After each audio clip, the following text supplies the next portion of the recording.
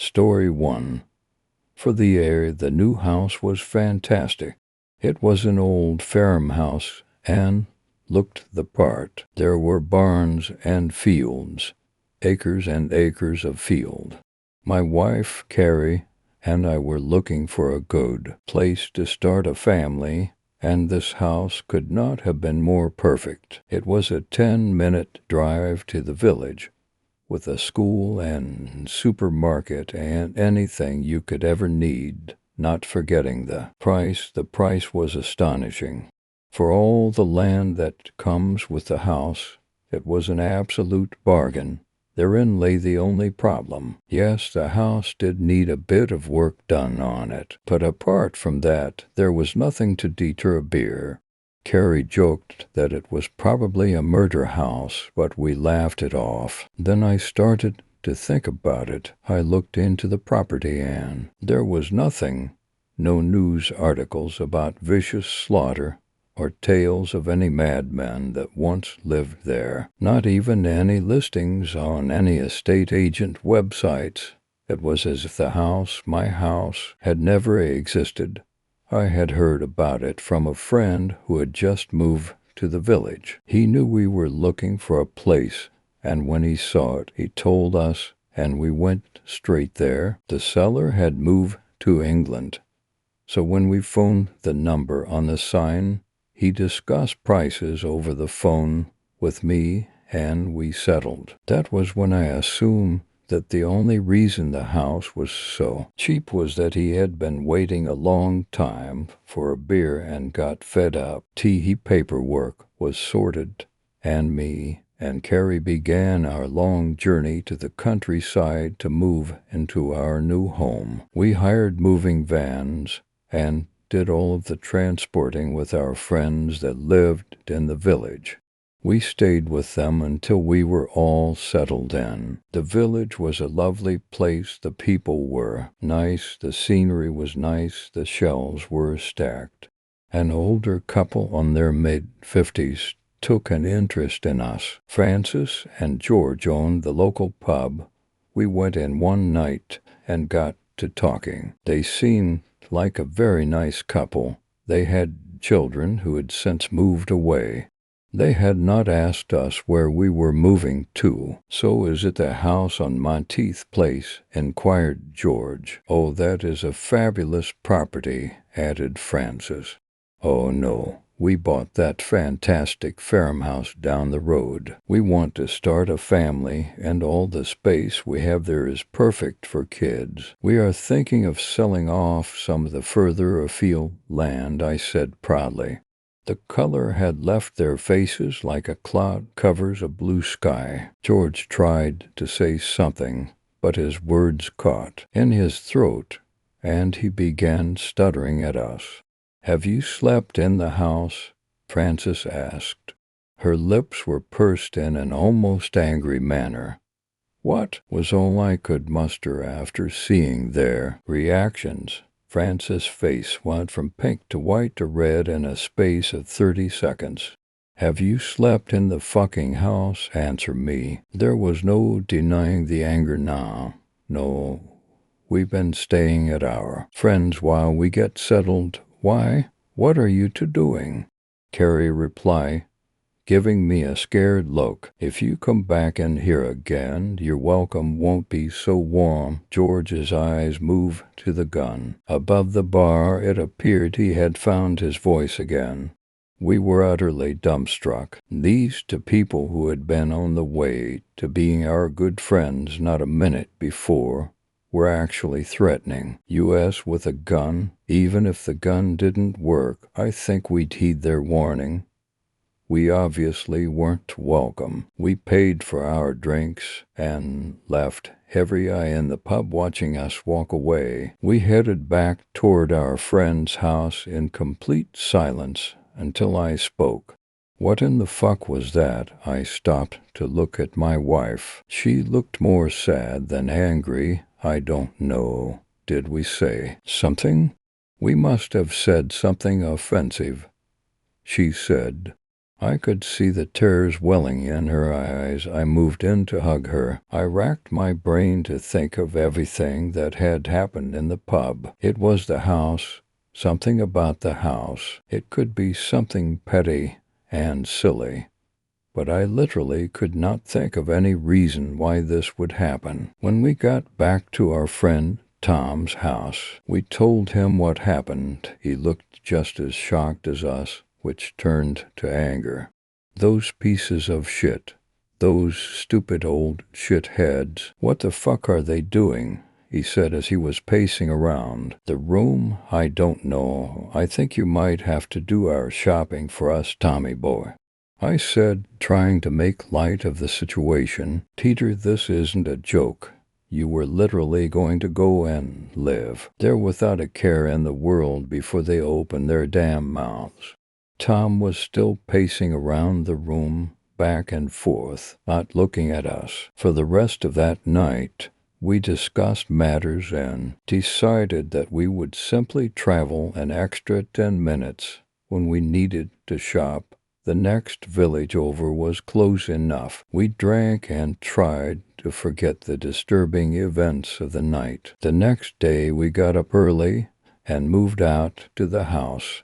We bid Tom our farewells and told him we would see him later or the next day. Although as we were driving off, a few people were watching us leave on the street and more from their windows. It was early on a weekend, and I wondered why so many people were awake. We drove in near silence to the house. As we approached, it had a much more ominous, forbidding feel to it. We got out and tried to be as normal as possible, but something was putting me off. I wasn't enjoying even just being in the house, and I could see Carrie wasn't either. Francis and George weren't the only things bothering me.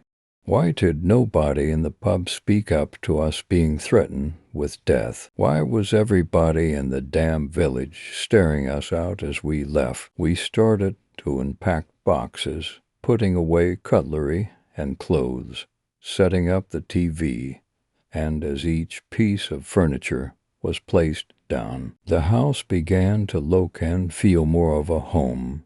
Carrie and I weren't mentioning the events of the day before, and we kept working and working until the living room, kitchen, and our bedroom looked fit for a family. The rest of the house was still a mess. The spare bedroom had wallpaper peeling off. The bathroom had mold on the roof. But these small details could be taken care of fairly easily. We had a handyman coming the next day to try and fix the place up, as well as a man to fix us up to the cable TV and internet. After a long day of work, me and Carrie sat down and watched a movie in our new home. Something cheery to put the final seal of joy on the house. Carrie fell asleep with her head on my lap. The movie finished, and the ads were beginning to roll. I thought that there was no use waking her up just to go sleep in the bedroom, so I began to drift off to sleep. As I felt the tendrils of sleep curling around me, Carrie screamed a blood-curdling scream. She kept going and going. I was screaming back, trying to get her to stop, but she turned on her back to look into my eyes. Her eyes had rolled into the back of her head, and her mouth was wider than I thought possible. I started shaking her to wake her up. She must have been having some sort of nightmare. She suddenly stopped. She looked dead. Her eyes were still rolled back, her mouth open as if she was still screaming, "Carrie, Carrie, wake up now." I was seriously panicking. I was shaking her violently. Tears filled my eyes, and I got up to phone an ambulance. That was when I remembered that we had no phone connected. I turned back around to grab my mobile.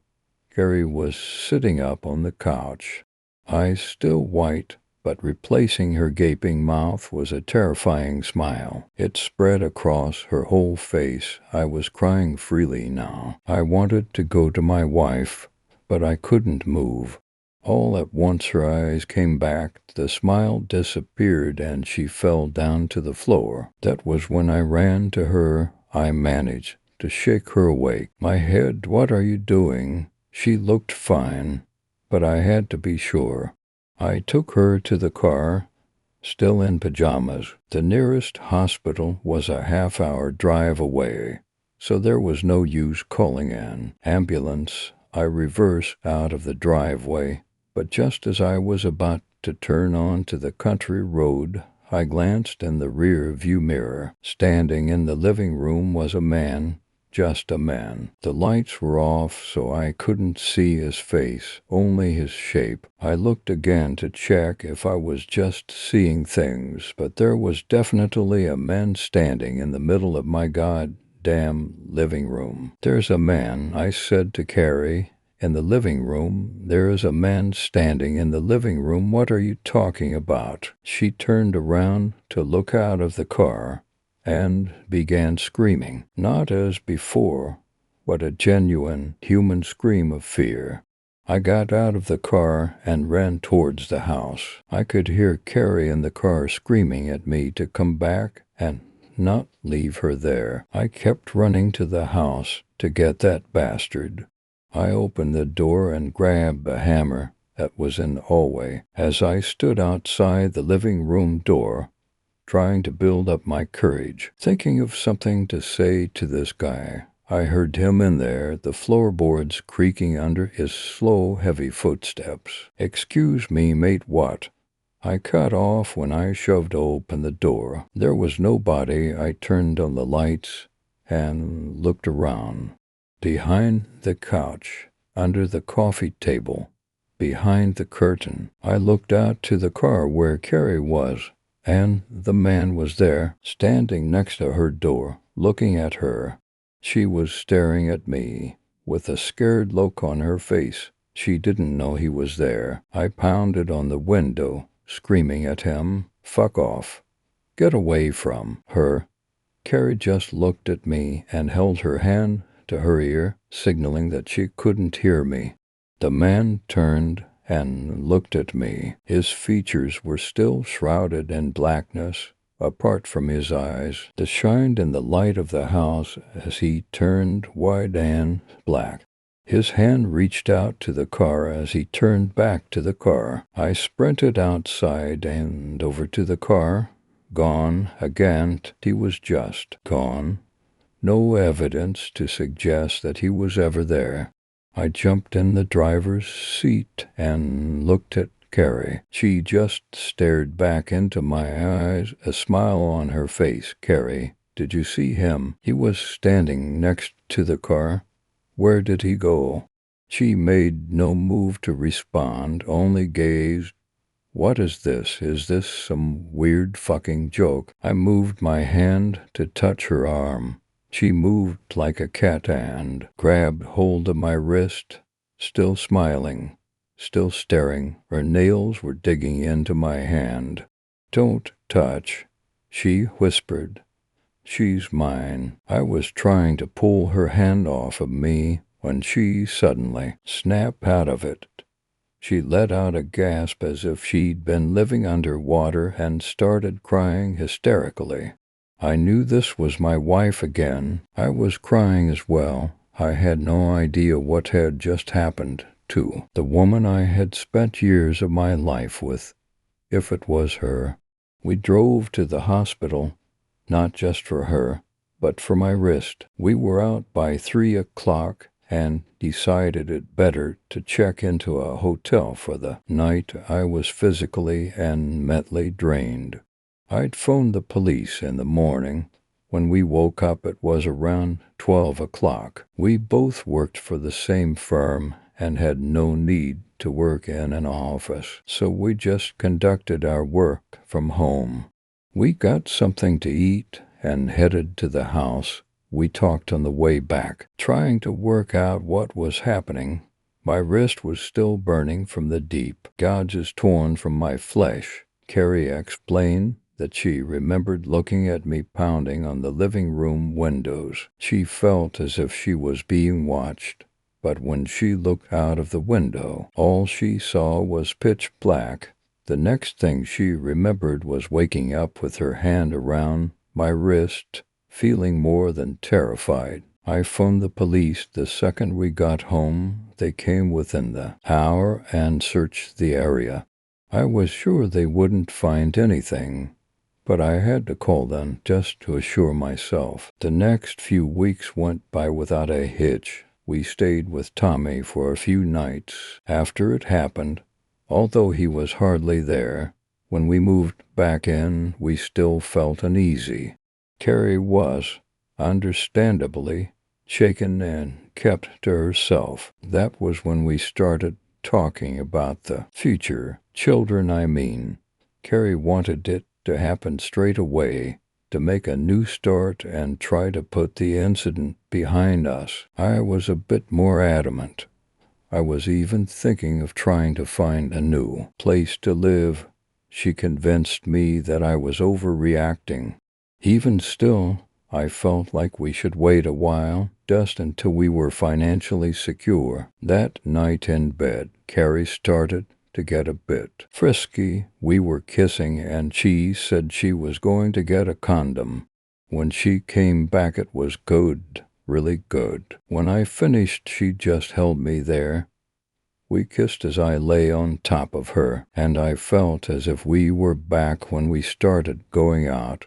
I hadn't felt passion like that in a long time. After a couple of minutes, I got up to go brush my teeth. I felt something hit my foot. The condom had burst.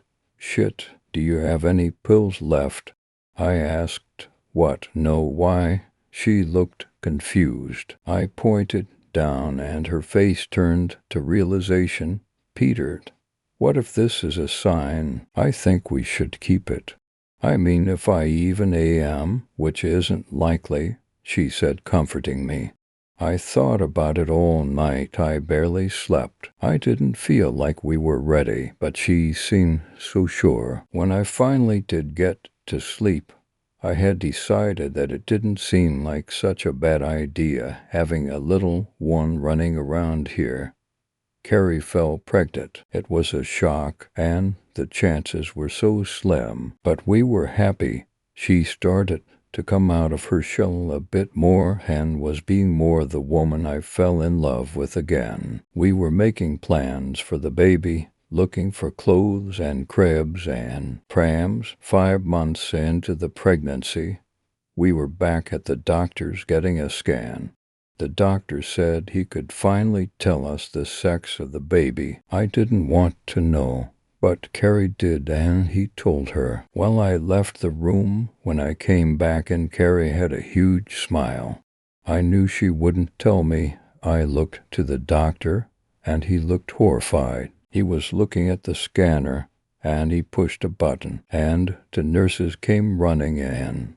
The heart monitor was beeping, and the three were moving Carrie onto her side. What's happening? I asked, running over to the doctor. I caught a glimpse of the screen. It looked as if my baby had a hand around its throat.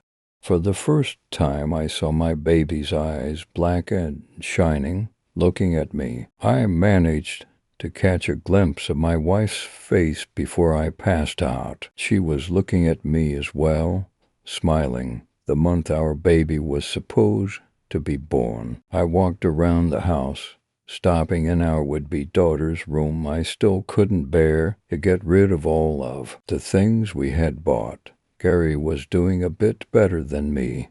She comforts me every night. I gazed at her stomach and just thought, imagine what she would have looked like. I was proud of her for moving on.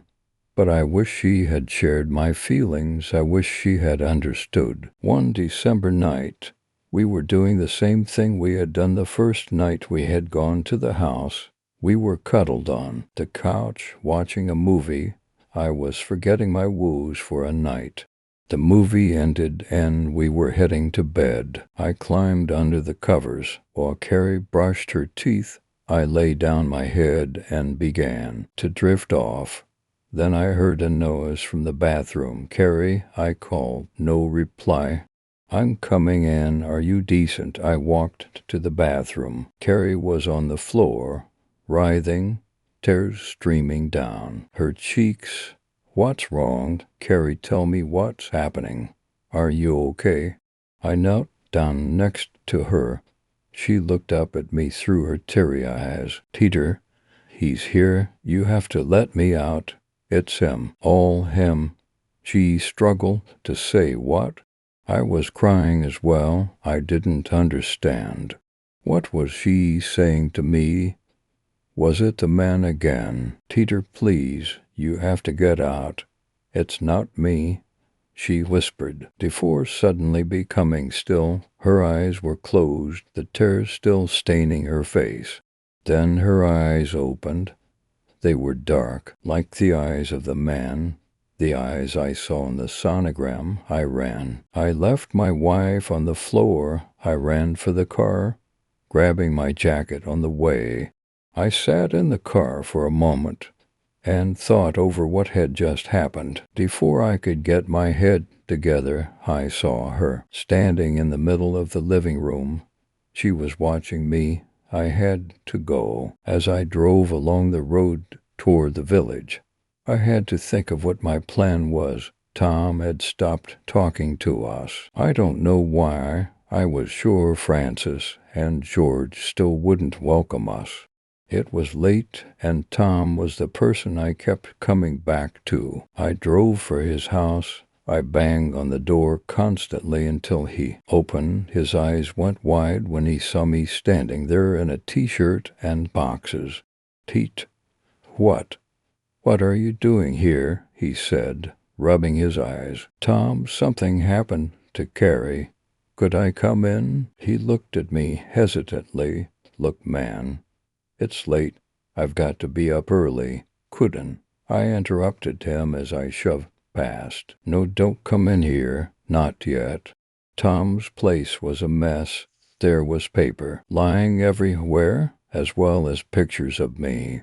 Me and Carrie together, next to old pictures of other couples, newspaper clippings, old files, tape recordings. I turned to look at Tom. He was standing at the door, looking down, avoiding my gaze. I like you too. We go back a long time. I couldn't let it happen to you. He still wasn't looking at me. Tell me what this is. I was angry. Why did Tom have these pictures? What was all this stuff? We sat down and Tom explained the farmhouse. It went back over 100 years. He moved out here after hearing about the farm from brother of the man who lived there before. They were friends from school. Tom told me that when the farm was built, it was just a farmer and his wife who lived there. His wife was barren, and he had no other relatives to take over the farm once he was gone. He tried and tried to get his wife pregnant, but it was no use. He started to deteriorate. It started with him forgetting to feed the animals and plow the fields. After time, the animals died. The crops soon followed. The farmer started to find other women to bring home. He wanted his son and would do anything to get one. His wife was faring no better. She had begun to lose herself in jealousy and rage. Eventually, the farmer got a woman pregnant. She wanted to go home and raise it with her parents, but the farmer wouldn't let her leave. She was locked in a room for the entire pregnancy. The farmer barely left her side and forgot about his wife. His wife became more and more enraged with each passing day. When the baby was born, the farmer killed the mother, claiming that he only cared about his own wife. But she couldn't handle the presence of the bastard gift that she could never give him. She killed the baby. She suffocated it while the farmer slept next to her. When he woke to find the baby dead, he blamed his wife. His wife died at the stake he watched her burn at the back of the farmhouse, then died himself of starvation.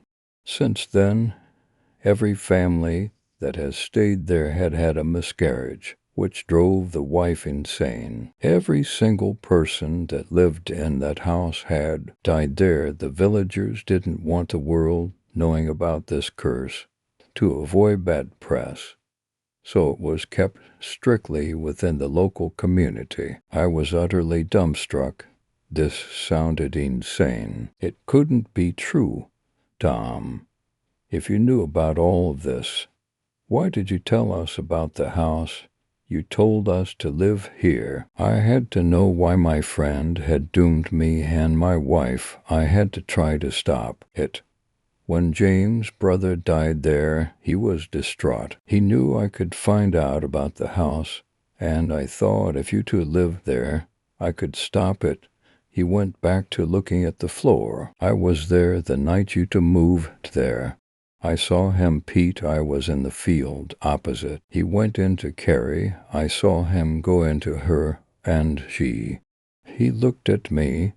That was when I got the fuck out of there. He was visibly shaken, regaling that. Yet he continued, you two turned up at my door when you came back, and I asked if it was her or him, and her eyes, fuck Pete, her eyes were black. She just looked at me, and I knew. I wanted to tell you, but knew I'd be dead if I tried. His eyes were glistening. I was sure that he wasn't lying. He saw the man. I hadn't told him that when we came to his house. That was when it all fit together. The condom. Carrie had burst it. She went to get it from the bathroom and made a deliberate hole in it, hoping to get pregnant. The hand on the sonogram, it was him. Carrie's smile as our baby died, the way she had been throughout the last few months. Not quite herself. Peter, he's here. You have to let me out. It's him, all him. That was what she said. She was in there, but couldn't do anything. It was the farmer. He had been doing it for years, taking children to find his heir to a fucking farm. Tom, tell me what to do. Please, Carrie is there. She's back. I was interrupted by a knocking on the door. Slow and deliberate, I looked at Tom's face, filled with terror. Then to the front door. I knew she was there. I stood up and walked to the front door. Don't, Peter, don't. You know it's him, Tom said, exasperated. I ignored him and looked out the window. She was there. She was looking at me again. That smile with those eyes. She lifted her hand to her face and dug her nails into the soft flesh of her cheek. Horrified, I went for the door. Tom jumped on me before I could. You dick, don't you understand? That's my wife. She's fucking tearing her face off. I screamed at him. He tried to hold me down, but it was useless. I felt a sudden burst of rage. He is trying to stop me saving my wife. I punched him. His nose began gushing blood. Through his burst mouth, he was trying to say something to me. I made out wife, but I didn't stop long enough to let him finish. I kept pounding and pounding, but my rage didn't subside. He had always been in love with her. I know he had, the way he looked at her. He wanted my wife for himself. That was what he was trying to tell me. I knew it was. I kept going until his face was a bloody wreck. My hands felt like they were like to explode. There was blood all over the walls, and Tom was most definitely dead. Yet my rage burned no lower. I stood and looked around. I was going to do something, but couldn't remember what. Then the door was pounded again. I walked over. Passing a mirror, I stared long and hard at my face. I hadn't looked at myself in a long time. I looked horrible. Blood spattered across my face. But I smiled. The light was shining right into my eyes, but still they were black. The wife story 2. The old chapel. 1. As a young man, My job took me to some interesting places, selling houses for a living. You never knew what you were going to encounter from one day to the next, from crumbling stone cottages hidden down forgotten country lanes to derelict farmhouses perched upon lonely hillsides. I had seen and sold them. All the county I lived and worked in was one of rural poverty. Degrading villages full of broken families with troubled histories were scattered throughout the beautiful ancient woodland, lakes and fields that made up the region. The beautiful scenery masked the extreme human misery and suffering that existed within its borders. I experienced this misery and suffering to its fullest extent one cold, dark, seemingly endless winter. Of all the houses in the area, none intrigued me as much as the old chapel. A 400-year-old building perched imposingly upon a heavily wooded cliff in the heart of the forest, overlooking a deep valley dotted with houses.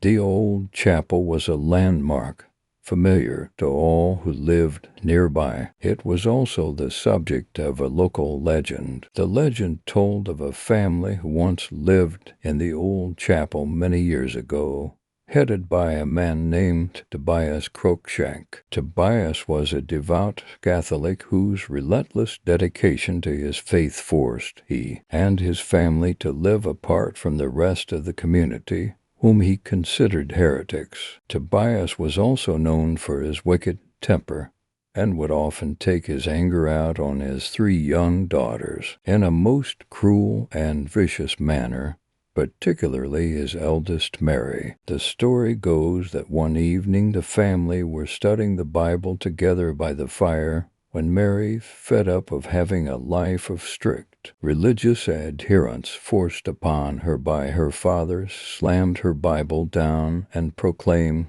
that she had renounced God. Tobias exploded with fury, grabbing Mary by the hair. He shoved her face into the fire. Her cheeks blackened, her lips blistered and cracked, her hair caught fire and created a dreadful stench that filled the room. She let out a sickening scream that was heard even by the villagers all the way down in the valley below. Tobias was so engulfed by his own rage, he didn't even notice that the hand he was holding Mary's head with had been horribly burned. That same night, Tobias banished Mary from the old chapel, allowing her only a white shawl for warmth and a small knife for protection. She was forced to live alone, a disfigured pariah who drifted aimlessly through the nearby woodlands and meadows for the rest of her days. Mary's mother and 2 sisters were found dead just days later by a local villager, their throats violently sliced open, eyes staring blankly into the sky, mouths twisted in horror. Tobias was never seen again. 2. Did I believe the legend of the old chapel? No, not really. It sounded like the type of bullshit folklore that you often hear in isolated communities. However, when my boss Michelle told me we had been instructed to sell the old chapel by the family estate, a chill went up my spine. The old chapel was purchased by a local villager named Henry Curson a few years after Tobias Cruikshank's disappearance. Henry died shortly after acquiring the place, but the property was passed down through each generation of the Curson family right up until present day, and now they wanted rid of it. We were in the depths of winter. It was a cold and misty morning. Michelle and I were slowly winding our way up the lonely, potholed forest track that led towards the old chapel, excitedly speculating as to what the property would be like. Nobody outside the Curson family had stepped foot inside since it was acquired by them all those centuries ago. Michelle was an unusual lady. I found her eccentric, irritating and slightly amusing all at the same time. She had the swagger and ego usually associated with a man, yet she was entirely feminine and charming at the same time. Something told me she would need to use all of her charm and manipulation to get this one in the bag. There was speculation that the old chapel would be coming to the market for years, and every agent in the county had been competing for a chance to sell it. 9 a.m. We arrived at a pair of rusty iron gates covered in dead ivy. There was no intercom system, and we could see no vehicles parked outside. The place looked virtually abandoned. Towering spruce and large trees framed the entrance like sinister guardians of whatever was inside. I got out of the car and pushed the gates open. They creaked loudly as if this was the first time they had been opened in decades. We rolled forward and pulled up near the front door. It was eerily quiet. A noise from the nearby bushes startled us both. It was just a deer. Something felt wrong. Where was Mr. Curson? Why was he not here to greet us? The fog was getting thicker, and there was a piercing chill in the air that penetrated deep into the bones. The quietness was almost unnatural. No birds, no whine, no rustling in the trees. I rang the doorbell. Nothing. I rang it again and again. Maybe he wasn't here. Maybe Mr. Curson had forgotten the appointment. We turned around to walk back to the car, and as we did so, we heard the door open behind us. I turned around slowly. The door had been opened only very slightly, and in the thin black cap, we saw a narrow, pale face with the most lifeless and weary eyes I had ever seen staring at us from the shadows. "Are you from Downey and Co?" he croaked in a strained and unpleasant tone. "Hello, Mr. Curson. My name is—" "You'd better come in," he interrupted before I had a chance to introduce myself. 3. The first thing I remembered as we stepped into the old chapel was the stench, a toxic mixture of human waste, rotting meat, and something else I simply couldn't put my finger on. We were led into the kitchen and asked to take a seat. I couldn't take my eyes off Mr. Curson. He was a sorry-looking character with dead eyes and a gaunt face that suggested a life of misery and misfortune. He offered us tea. Upon seeing the filthy cups on the sideboard, I politely declined. We sat for a few minutes and discussed what we could offer him in terms of our service. He didn't seem to listen to any of it, and simply sat there staring out of the window overlooking the leafless trees outside. As Michelle did her usual aggressive sales pitch, after a few uncomfortable moments' silence, Mr. Curson came to. "I don't care what you need to do, and I don't give a rat's ass how much it will cost," he spat. "I want this place sold." Michelle and I looked at each other and nodded. "May we take a look around the place before we leave, Mr. Curson?" asked Michelle. "Just so we know exactly what we're selling." "You do whatever you please, young lady," he replied in his acidic tone. "But whatever you do, stay out of the goddamn cellar." We had walked past the staircase that led down to the cellar upon entering the house, and I had been curious to see what it was like down there. Disappointed we would not get a chance to see it, I began to wonder why Mr. Curson was so adamant that we shouldn't go down there.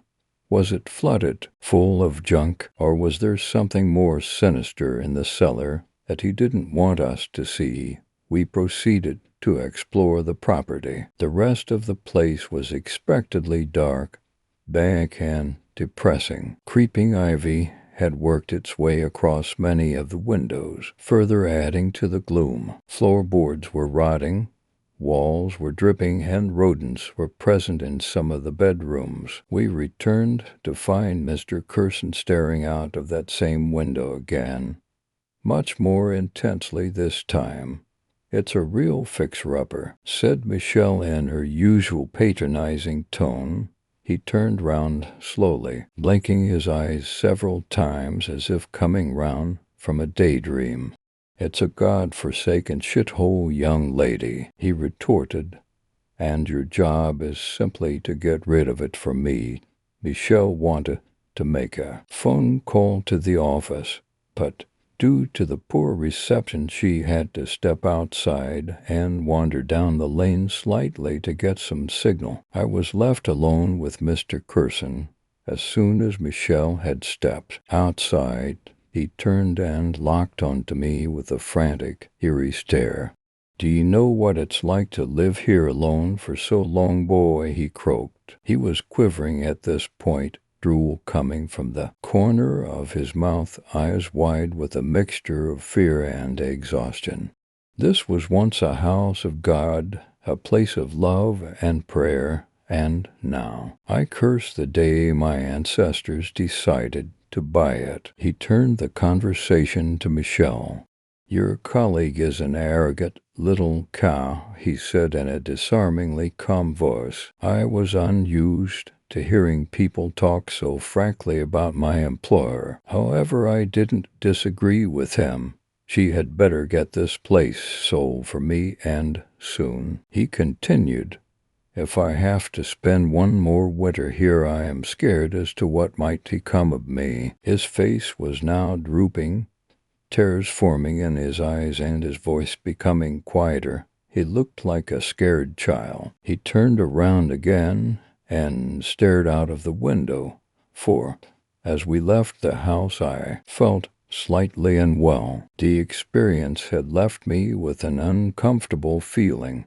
I had never met anyone like Mr. Curson before. He was both pathetic and terrifying at the same time, one of God's forgotten creatures. What had happened during his lifetime to make him so utterly disturbed? A week later, the photographs had been taken, the brochures printed, and a convincing, if not slightly misleading advert placed in the local newspaper. Michelle insisted on doing all the viewings herself, convinced that only she had the ability to get the old chapel sold. Frankly, this suited me just. Fine, I would be happy if I never had to step foot in that place again. However, a week later, after her first viewing at the old chapel, Michelle became ill, seriously ill. I suppose I would have to accompany the viewings after all. A few days after falling ill, Michelle's husband phoned to say she had been admitted to hospital. An undiagnosed illness had rendered her incapacitated. She had lost a lot of weight and was coughing up blood. What on earth was wrong with her? I was sat in the office fiddling with my pen, thinking about Michelle and her unexplainable illness. It was a Monday morning and things were quiet.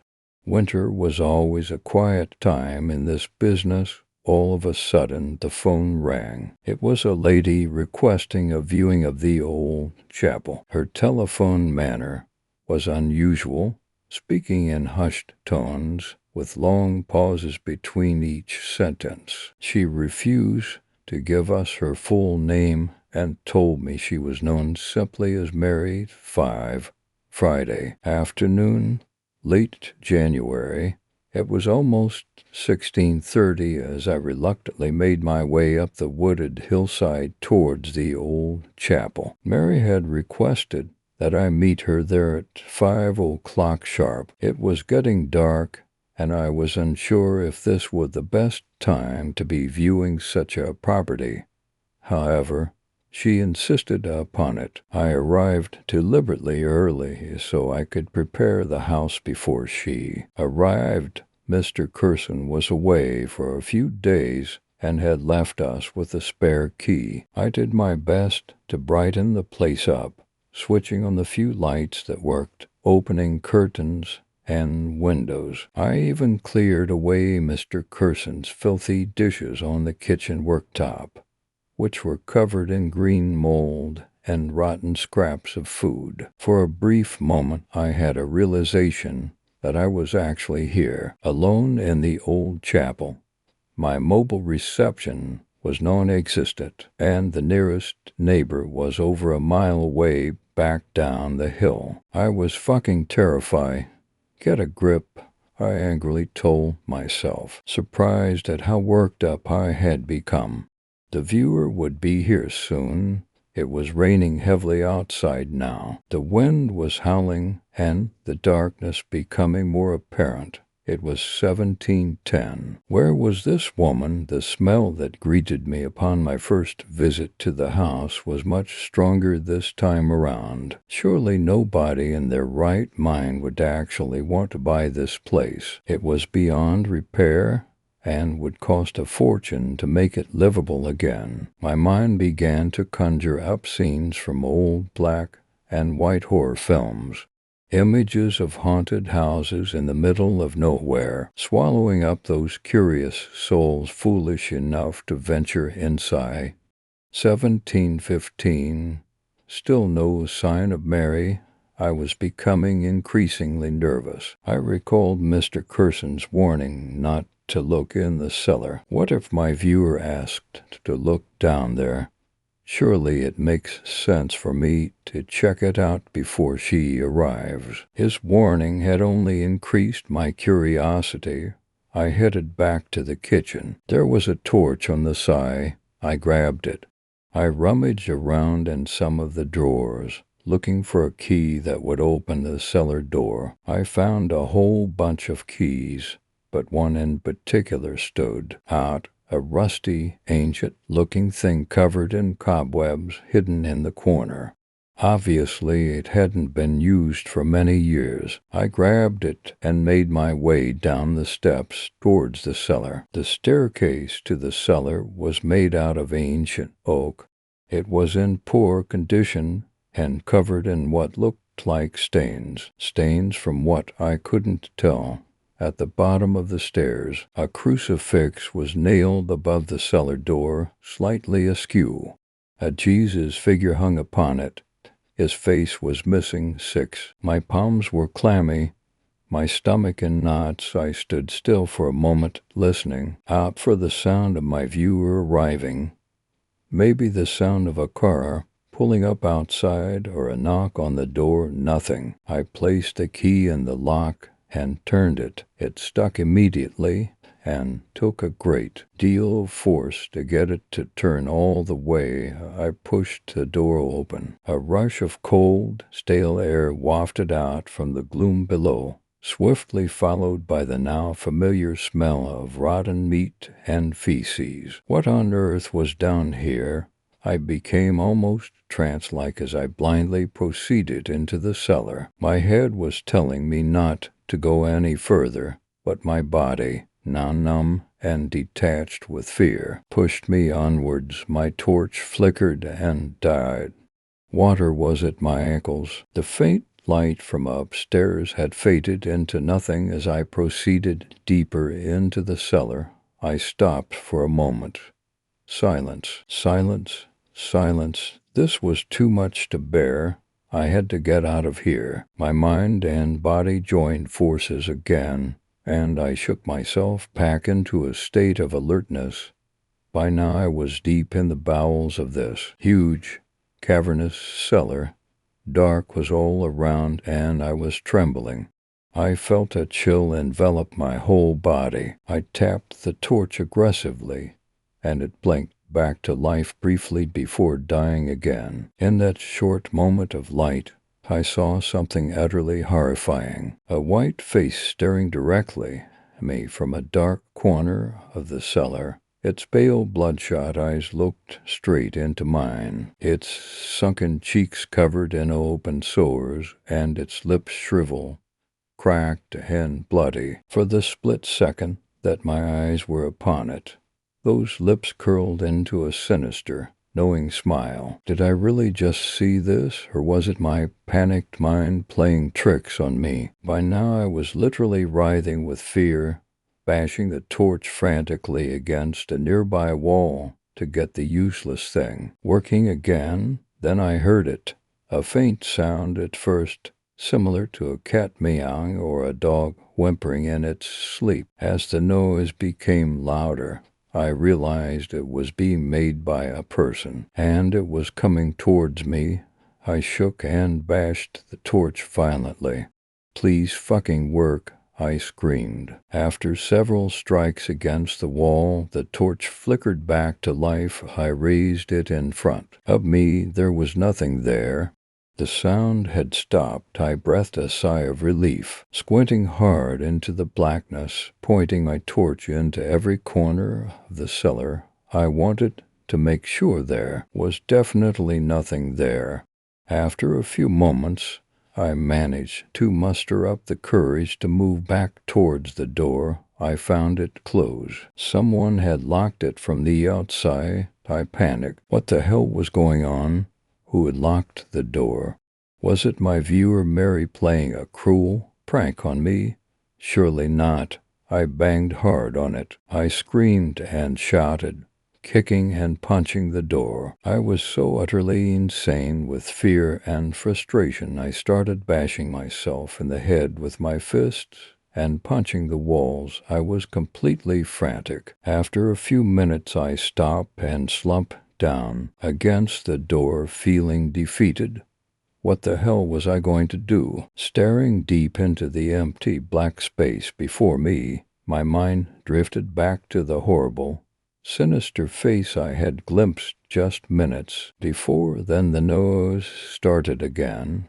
I heard it much more clearly this time. It was the sound of a young girl, humming something that sounded like a hymn. "Thy body slain, sweet Jesus, thine hand bathed in its own blood, while exposed to wrath divine, the glorious suffer stood." The singing was horrible. The words sounded full of malice. I did not wait for this nose to get closer, and with my back to the wall, slowly inched my way along it, hoping to find another way out. Something splashed in the grimy water several meters in front of me. I pointed my torch in the direction of the sound. This time I was under no illusion. I saw the face again. It was the face of a young girl, yet it looked worn and weathered. It was partially covered in a white shawl. The sinister smile had transformed into an intense look of pure hatred, those pale blue eyes piercing mine. All of a sudden the figure dashed towards me. I realized it had a small but sharp-looking knife in its left hand.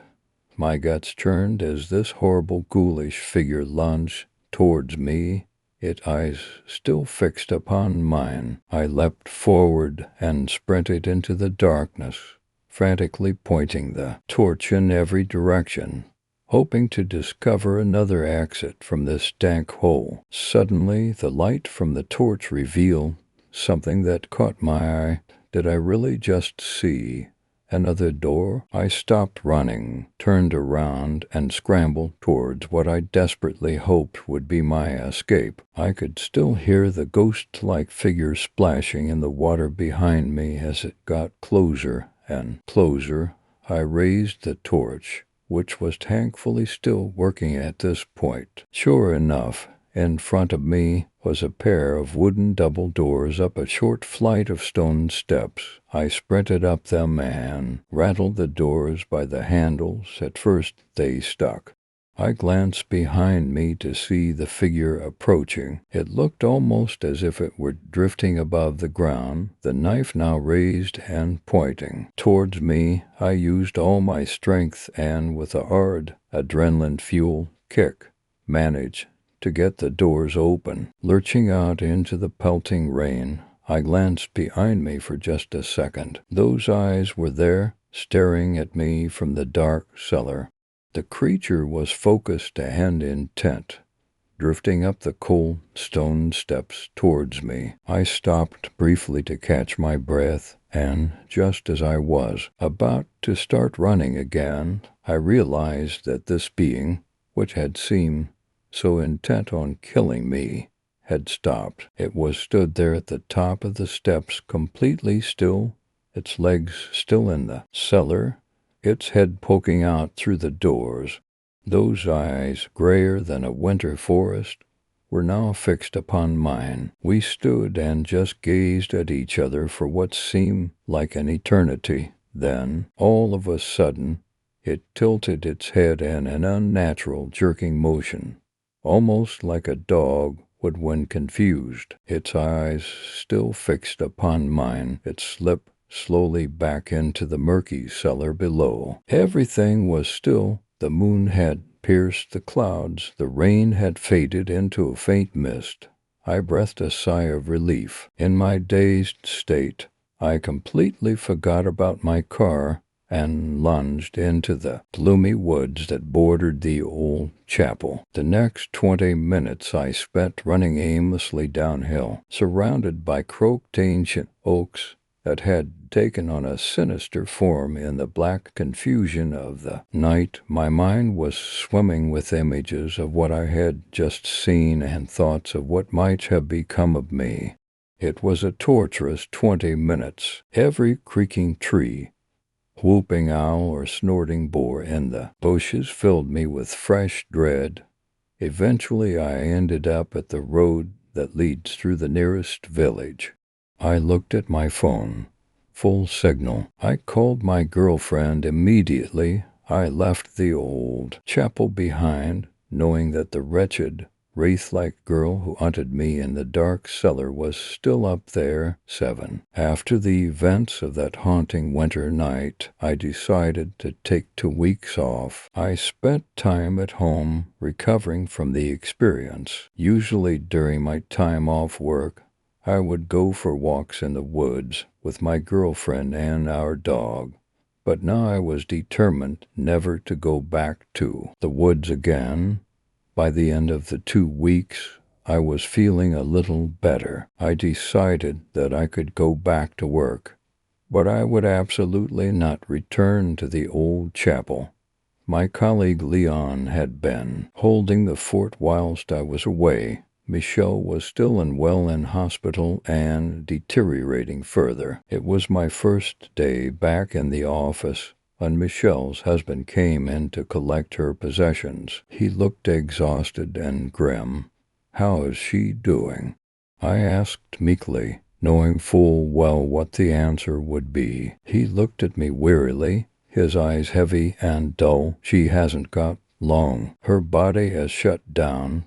There's nothing left in her," he muttered. Michelle was dying. I was surprised at how sad I felt. Consider what a complete pain in the ass she could be. We weren't friends, yet we had a connection based on the demanding and unique job we did. An estate agent's only real friend is another estate agent. I had to go and see her. I arrived at the hospital early the next morning. I wanted to get there before the office opened. It was 7:30 a.m. The ward was quiet. I was led to Michelle's room by an old, fat, miserable nurse. I was glad I wasn't being looked after by her. Michelle's room was dark. I walked in and shut the door behind me. The curtains were closed, and there was a stale odor in the air. A bed was tucked up in the corner, a shriveled, hairless old woman in it, looking closer to a corpse than a living, breathing human being. I approached the bed, a lump in my throat and a knot in my gut. Michelle?" I stuttered. The lady in the bed slowly turned around. Her skin was saggy and loose. There was no muscle left beneath it. The bones in her face were harshly visible, and her hair was almost completely gone. Only a few messy strands remained, knotted and plastered against her face. Her skin was white, lumpy, and split, She smelled bad. With some effort, she limply lifted her arm and beckoned me towards her. I leaned down so I could hear her. Did you see her? She strained. I went cold. See who? I responded. She lunged forward and grabbed me by the collar, pulling me right down towards her face. Her eyes were wide with terror. You saw her, the girl. She was crying at this point. Did she touch you? She whimpered. I had just finished my viewing. I was switching off the lights when I saw her.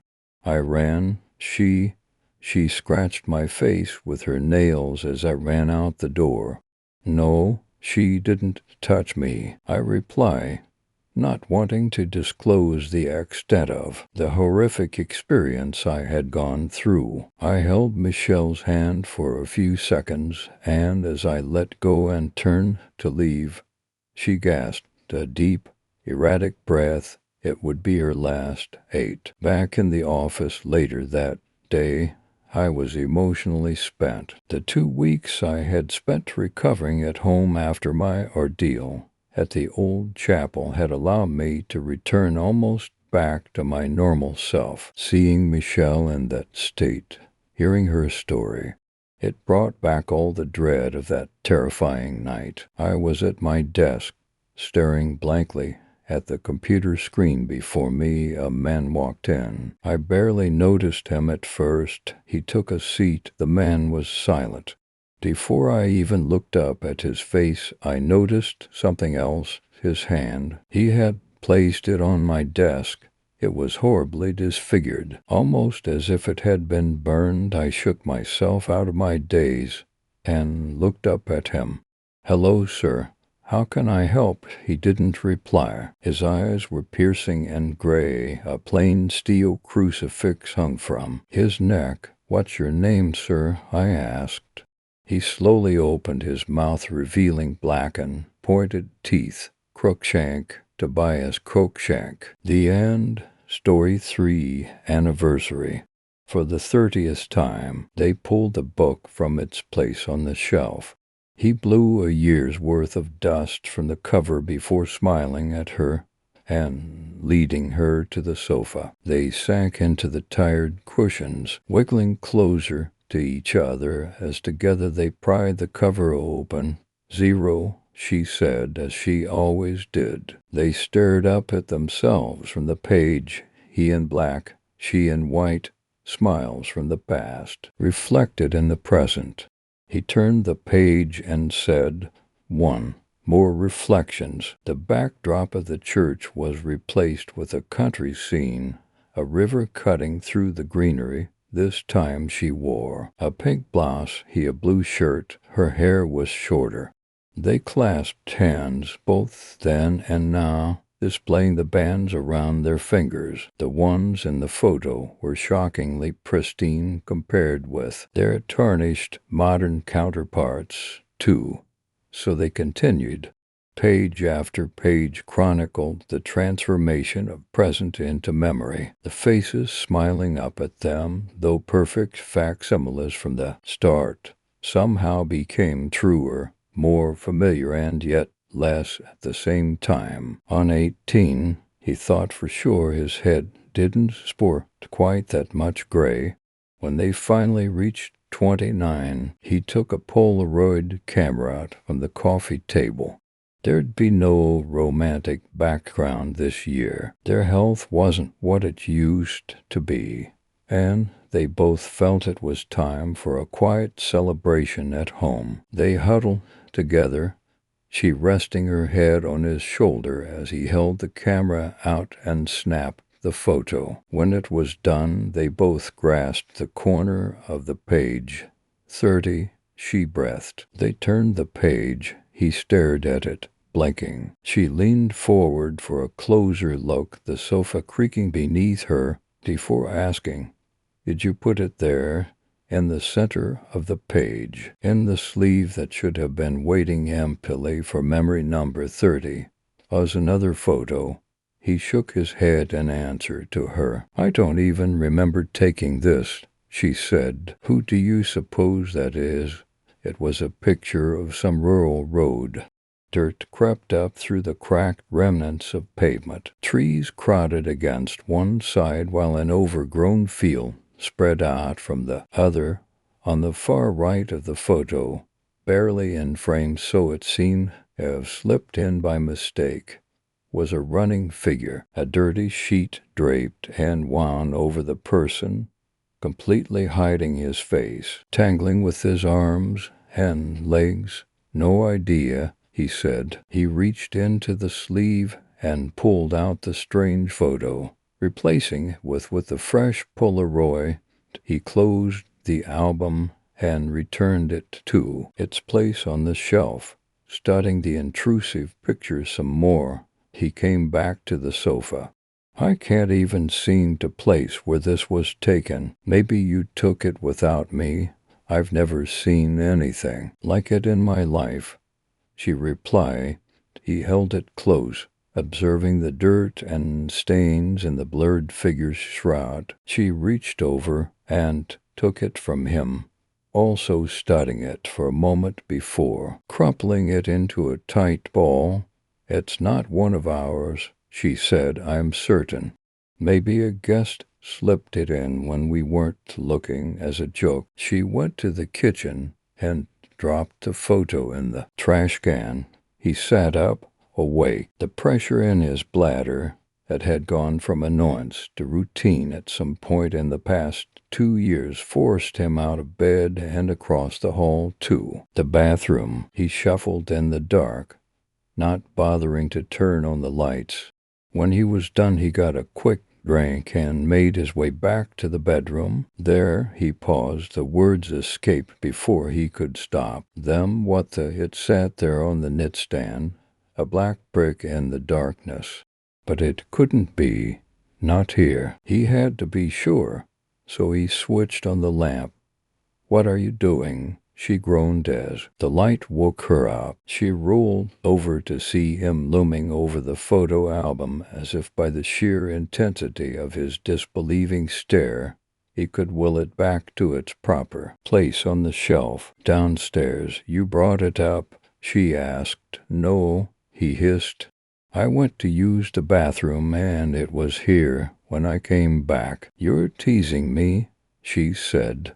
But he didn't answer. A terrible thought occurred to him, and he flung the book open, flipped through the pages until he found "Not possible," he muttered. But impossible or not, it was there, the strange photo of the shrouded man running down the empty road.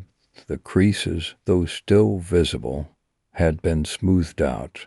Anniversary photo number 30 was missing.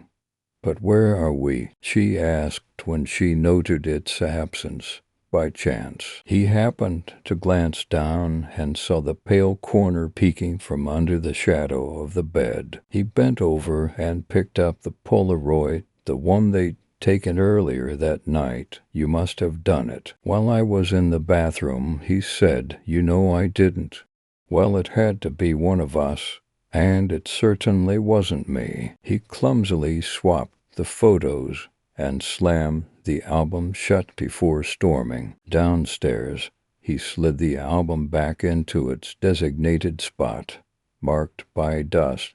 He glared at the intrusive photo as he surged into the kitchen. He was about to drop it into the trash can when a better idea struck him. He opened the cupboard above the refrigerator and produced a lighter. Going to the sink, he ignited the photo and let it curl and blacken against the stainless steel. When it was done, he rinsed the ashes down the drain and returned to bed.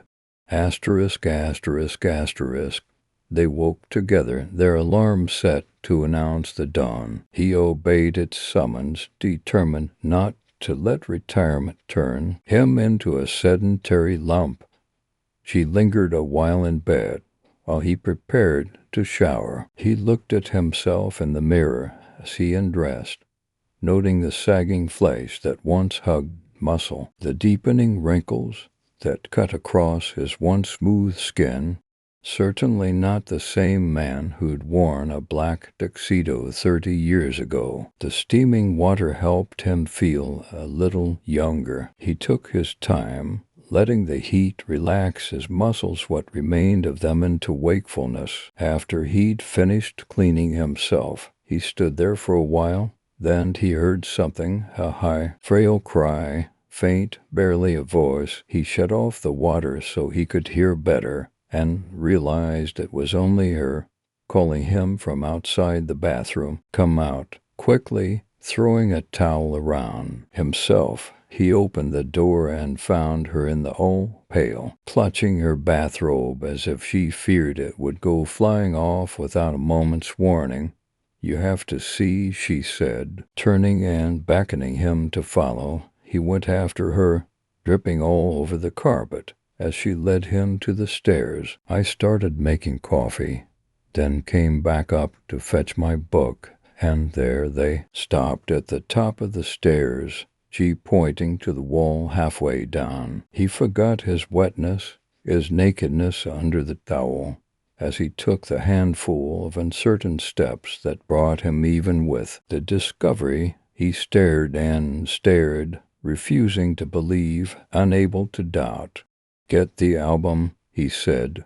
She hurried past him to obey. His eyes remained glued to it. Memory number 30. Nailed, no, not nailed. Such a crude transfixion could never be called nailed, spiked to the wall.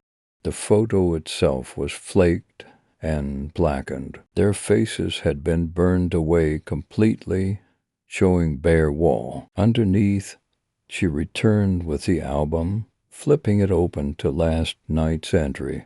"No, no, no," she muttered. "All of them." He took the album from her. Polaroid 30 had been replaced once more, as had every other memory. He began to shake, and the heavy book fell from his hands. "But you did it, didn't you?" she said. "Last night when you went downstairs, you did all this, you." "No, I didn't." "And what about that?" He pointed to the burned, spiked Polaroid on the wall. "It wasn't there when you went down this morning. Then you put it there when I thought you were in the shower. You'd have heard me pounding it into the wall." "Well, if it wasn't me, and it wasn't you, then who was it?" He looked down at the open book by his feet. The pages had turned back a few years, revealing identical, facing images. But were they identical? Was the running man in exactly the same place? Were the stains on his sheet exactly the same stains? Who was he? "We have to search the house," he said. She stood at the end of the upstairs hall, the walls feeling closed on either side. "There's no one here." And with that comforting hope, she took her first step. The spare room submitted first to her scrutiny. She pushed the door open, seeing the corner of a dresser, then the post of a bed frame. Her eye traveled up the unwrinkled bed sheets, jumped over to the cold lamp on the knit stand. Nothing seemed out of the ordinary. She finally swung the door wide and entered, going first to the closet and laying bare its darkness. She riffled through the few articles of clothing that hung limply from the rack. Old dresses she didn't fit anymore. Behind them she saw only blank wall, below only bare carpet. For a moment, while her gaze was lowered, her hand brushed against something foreign, and she imagined coarse fabric, speckled with dirt and stained with something. But looking up, she found only a threadbare jacket that had ever looked stylish, even before time had taken its toll. She shut the closet and turned to face the rest of the bedroom. There was only one other place someone could hide, so she got down on her hands and knees and peered under the bed. The low space was empty, as she expected. But it occurred to her as she crouched there, what would she do if she found someone? Any muscle she might once have boasted was long gone. She wasn't fast. The best she could do was scream, and that wouldn't help much. She slowly rose to her feet, and as she did her blood froze. For a second she thought now was the time.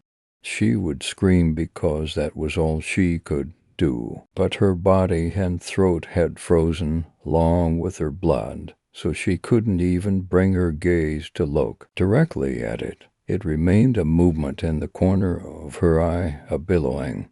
She could only stand and wait for it to come closer, to claim her, and no one would ever know what had happened to her because she couldn't even scream. But it never came. Her muscles gradually thawed, and when at last she was able to turn, she found no intruder, only a fluttering curtain, a window open just the slightest crack, a breeze caressing her cheek. Huffing indignantly at herself, she marched to the window and slammed it shut before making her exit. The master bedroom received her attention next, though this she afforded only a cursory sweep. No one could have hidden in there all night, not while they slept, not without them knowing. She made a similarly brief inspection of the linen closet, poking through the cramped shelves in case someone had squeezed themselves inside.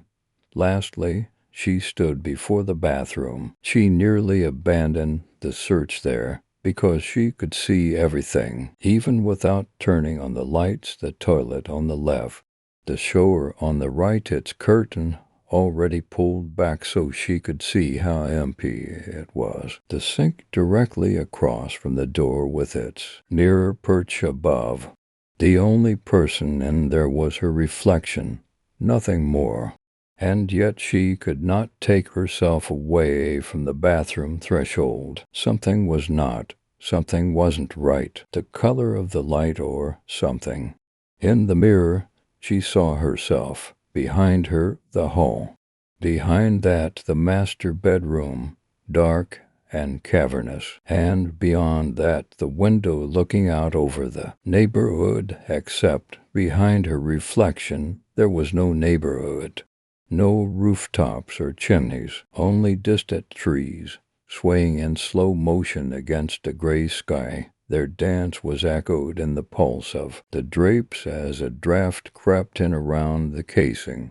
Without turning, she backed away from the bathroom. She tried to stay out of step with the rhythm of the trees and the curtains, but their primal dance was too entrancing, too insistent. Her feet shuffled in perfect time. Even the house, as it warmed in the sun, had shifted to support her weight, seemed to groan the lyrics to an unheard song. Her eyes widened as she crossed the hall backward, as she passed out of the hall and into the bedroom, as she felt the cool draft on her neck, and as she saw something began to rise above the second-story windowsill. Here, at last, she turned, wrenching her gaze from reflection to reality, and saw, with a gasp that was either relief or terror, the rows of houses that were always there, blessedly motionless, asterisk, asterisk, asterisk. He sat down on the halfway step, resting his legs a fruitless search. The only evidence of a third person in the house was the strange business of the photos, and that could be explained easily enough. Why won't she just confess, he thought. He looked up at the burned anniversary Polaroid still staked to the wall. But how could she do something like this? Why, his gaze sank to the anniversary album, still lying open on the stair beside him, flaunting its array of identical photographs. A door slammed. She was still searching upstairs. Surely she'd already given the upper floor a complete sweep twice over by now. There was no one here. No one except himself and her, plain as that. He poked the album with a finger, flipping the page to reveal more images of the same stranger, apt in the same sheet running down the same road. Wait a minute. He reached down and flipped back, forward again, back, forward. They weren't the same, not exactly. The figure's legs were in slightly different positions. The wrinkles in the sheet were slightly distorted, and very slightly the man had advanced down the road. He began flipping pages, noting now the subtle differences. Yes, the figure in the photographs was definitely making progress. He closed the album and reopened it, thumbing through the pages like a flipbook. The figure's advance was slow. Choppy strides moved it from right to left across the frame, like watching an old movie in flickering, faded colors. The sequence ended, and he stared at the last image, at the sleeve that should have contained last night's 30th anniversary photo, forest, road, field. Then he noticed something in the corner, at the point where field turned to sky. A house, the jolt in his arms and legs, the tightening in his chest, the mad denial in his skull all came together in a single violent motion. He shot to his feet, throwing the album to the landing. Far below, he turned to the singed remnants of the Polaroid, still transfixed to the wall by his head, and ripped it down. The paper crumbled to ash in his fingers, leaving them smeared and dark. Then he just stood there, trembling, asterisk, asterisk, asterisk. It's not our house, she said as he showed her the album. This is in the country somewhere, but we don't know when these were taken, he replied. This house might have been the first, then the rest of the development grew up around it. Look at the windows, that's what I'm saying. She turned back to the stove to stir their hastily prepared supper. They aren't the same, not when you look closely. You can't look closely, it's too blurry. That isn't stopping you from jumping to conclusions. He slammed the album shut and threw it on the kitchen table. Well, it's the first explanation that makes any sense of all this. It doesn't make sense of anything, and it's certainly not an explanation. Then how do you propose those pictures got in there? How the album moved itself around the house, where all our original pictures are? Stop shouting at me. He bit his tongue to cut off a retort. After a deep breath, he said, There's got to be. Is there any place we haven't checked? The air ducts, she said flatly to the sizzle of grease on the skillet. No one could fit in there, not even a child. Maybe our photos, though. It would be something to go on, at least. He sighed. I can check after supper. I'm too hungry to do anything else right now. He moved the album to the counter and set the table. She served up the food, and they ate in silence. Forks and knives scraped against plates. Glasses were set down with soft clinks. Outside, the sunset gloom crept into the kitchen uninvited, extending dark fingers to surround the quiet couple and squeeze. He threw furtive glances over his shoulder from time to time. She kept her eyes fixed on her plate. She wouldn't spare attention for things that might lurk just out of sight, not after her wild imaginings from earlier in the day. He, however, remained suspicious, alert. Every noise, every stirring of the air caused him to wonder what corner they'd left unchecked, what might now be emerging. The crawl space, he blinked. The thought had come so clearly, so suddenly. She caught his eye and he spoke it out loud. The crawl space. Under the house, she said, the only place we haven't checked. The perfect place to hide, well, anything, anyone. His plate was empty. He dropped his silverware and stood. Come on, let's go look. She collected the dishes and carried them to the sink. Right before she reached it, there was a crash. Glass scattered across the floor, She stood there, empty-handed, staring at the counter, the empty counter. The album was gone. Rusted hinges cried in the night. Crouched on his knees, he pulled the small metal door away from the stone foundation and shone the flashlight inside. He couldn't see much past the first few feet. She stood above him, hands clasped at her chest. As the last ghostly echo of the door faded away, she thought the night was quieter than before. Well, she prompted, he replied with a groan. I'll have to go in for a proper look. He thrust the flashlight in first, and the rest of his body followed, wriggling like a fish out of water until his feet had vanished into the darker blackness beneath the house. See anything? She asked. He shone the light around, revealing dirt and gravel and cobwebs, posts and beams cast, stark shadows that leaned and spun. He crawled forward.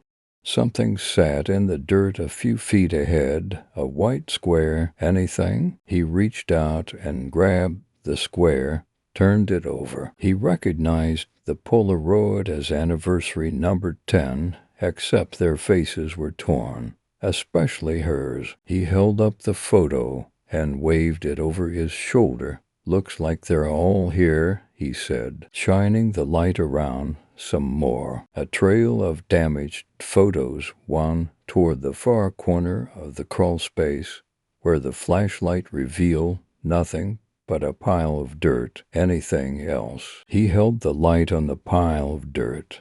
Something sat atop it, something thick and rectangular. No, not yet. He pulled himself a few feet deeper, then quickly swung the flashlight back toward the far corner. It breathed no, just dirt. But now his legs wouldn't move and his heart felt like a grenade going off in his chest. Was that what a heart attack felt like? He held his breath and looked down at the next in the line of discarded Polaroids, number 6.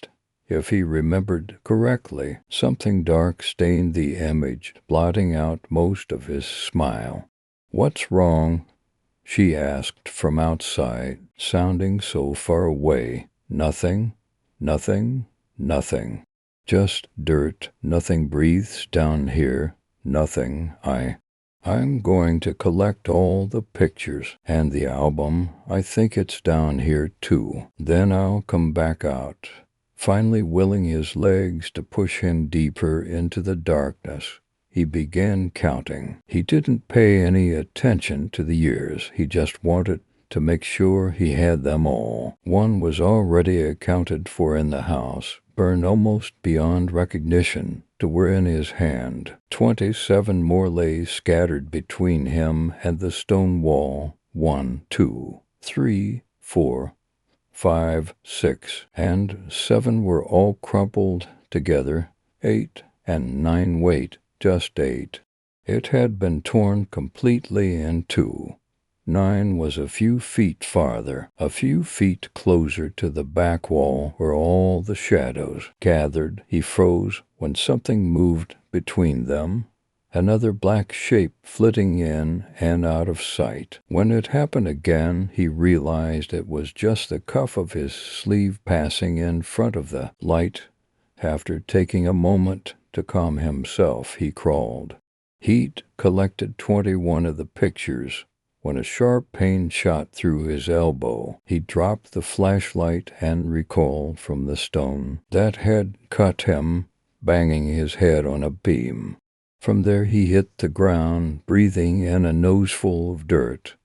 "Are you all right?" she called from the entrance. He groaned to let her know he'd live. After nursing his bloody elbow, he recovered the flashlight and pressed on. Just a few more to go. Most of the remainder lay against a slope of dirt in the corner, and at the top, impossibly, rested the album. As he approached, the narrowing space choked the light, blackness taking hold, strangling him. He reached the corner and retrieved the Polaroids one by one. The last was half buried, just a triangle of white poking out from the dust. He pulled it free. A little cascade of dirt followed. Rivulets of earth and tiny stones slid loose. Finally, he reached for the album, lifted it. More miniature avalanche. Terrain displaced by the movement of the heavy bulk. Falling away, revealing, he scrambled back, bumping up against the low ceiling, scraping his bleeding elbow just like in the photo. It was a brief glimpse, quickly hidden as the dirt resettled, but it was enough to brand the image on his brain. A small bit of pale, stained cloth. She watched him back away, keeping his flashlight trained on the corner. "What is it?" she asked. All she could see was what the narrow cone of light revealed. Rough, moldy stone, the edges of the supporting woodwork, a dusty pile in the corner. He was a silhouette, a shadow puppet shuffling awkwardly toward her. He stopped moving, a dull thump marking his collision with one of the posts. He didn't try to alter course. Instead, he pulled himself back against the obstacle and hunched there. She caught a tremor in the beam of light, a timid adjustment in its aim as if he was trying to see something. "Please answer me," she called. "What's wrong?"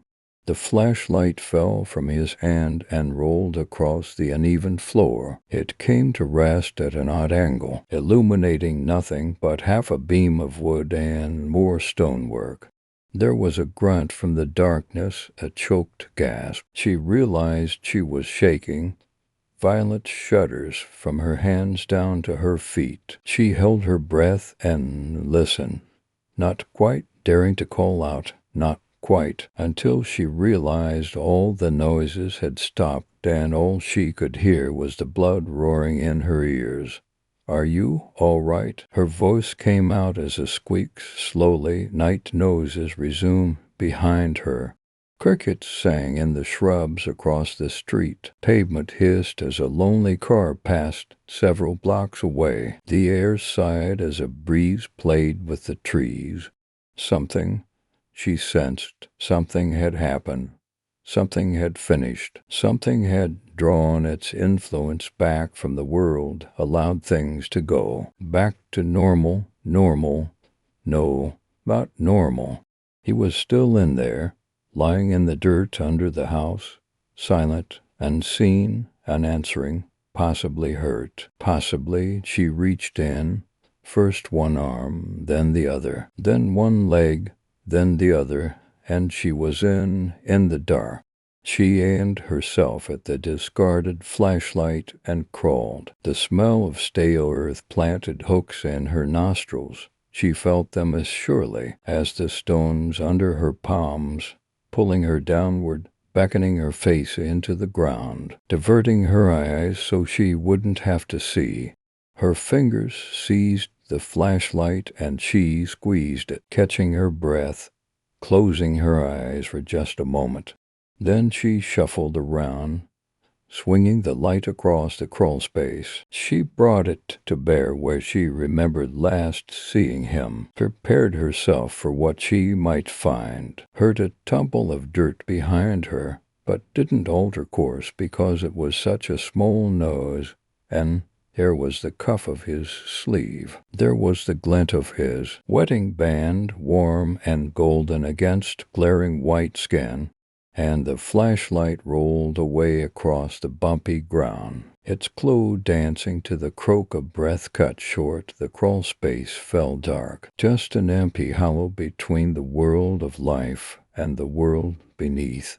In the world of life, crickets continued to sing, trees continued to laugh. Occasionally, vehicles cut the night with their headlights. Most people slept. No one saw the old couple, married 30 years, investigating the void beneath them. Hours later, during a moment when even the crickets held their breaths, no one heard the metal hatch to the crawl space swing shut, and a short time after dawn, Their neighbor pulled out of his garage and drove to work, oblivious. Story 4. So that's what happened. Chapter 1. It is the year 2037. Yeah, okay. I know it's a cheesy way to start a story, but I just feel that it's worth mentioning, especially since it happened 25 years ago.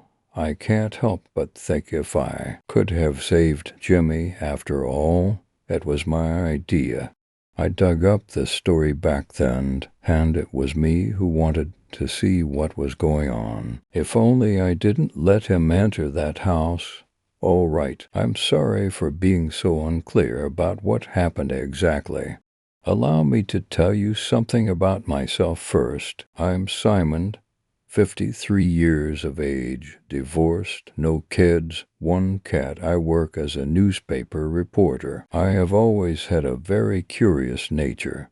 That's why I like my work so much. Even though I like my work, my cat, and my lifestyle, I haven't felt at ease in my home for the past months. I don't know why, but I have the feeling that it has something to do with the loss of my good friend Jimmy. And I don't mean loss as in I'm very sorry for your loss. No, I actually lost him as in he disappeared, never to be heard from again. I have buried the events of that day deep in my head and almost forgot about them. During the past months, memories have resurfaced. Anyway, I don't like it here anymore, so I asked for a job transfer and got it, and I am about to move to a different town. Perhaps you're wondering what exactly happened to Jimmy. To be honest, I have no idea what happened after he went into that house 25 years ago. While I was browsing the internet, looking for some interesting things to write about, I stumbled upon a story about a house that had been empty for 135 years, but was never torn down. Interestingly enough, it was a house that was situated not far from my own place. There were some pictures of the house, too. Curious as to why the house had been empty and neglected for all that time, I tried contacting the person who had posted the story online, but I never got a response from the poster, so I went to City Hall to ask around. I questioned several archive workers, but none of them were able to tell me something I didn't already know about the house. They asked me where I found the information, the story. I told them I found it on the internet. I asked almost everyone at City Hall who could have known something about the place, but nobody knew anything or didn't want to talk about it. Frustrated, I left City Hall and went to the house to take a look at it myself. I called Jimmy, my old high school buddy, and the photographer at the newspaper to come over and check it out with me. Jimmy was always up for some fun. I drove to our workplace to pick him up. He was always carrying his camera around. He jumped into the car and asked me where we were heading. I told him my story, and he looked at me, smirking. Chapter 2. I'm serious, man, I told him. So I was at City Hall, and nobody seemed to know anything about that house.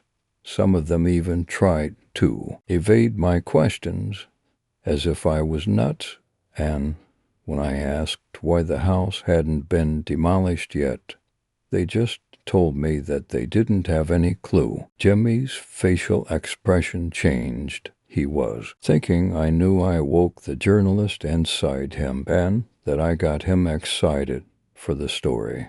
All right, man, let's do it. Let's go check it out. I got my camera ready, so let's have some fun. Yeah, we drove to the building, and after we arrived, we immediately got out of the car. This is it, really, he said while looking at the building. Doesn't seem that unusual. Huh, I reply. I took the photos of the house out of my pocket and held one of them next to the house to compare. The house in its current state was located in between two large modern buildings and a busy street. There was a lot of traffic on the road and just as many pedestrians walking around along the sidewalk. Either this house has been renovated in the past 70 years or someone has a master's degree in photoshopping. Jimmy leaned in to take a look for himself. Well, had you shown these pictures to me before, I wouldn't have come with you, he said, smiling.